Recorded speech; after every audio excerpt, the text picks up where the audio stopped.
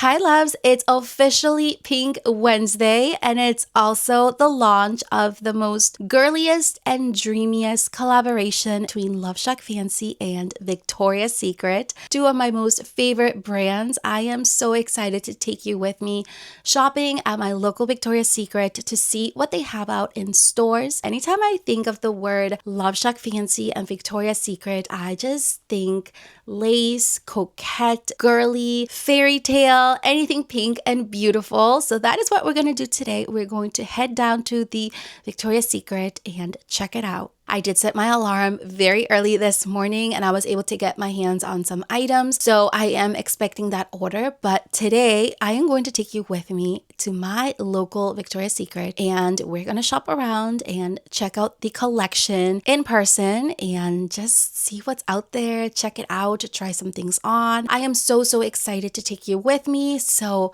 if you want to see more, just keep on watching.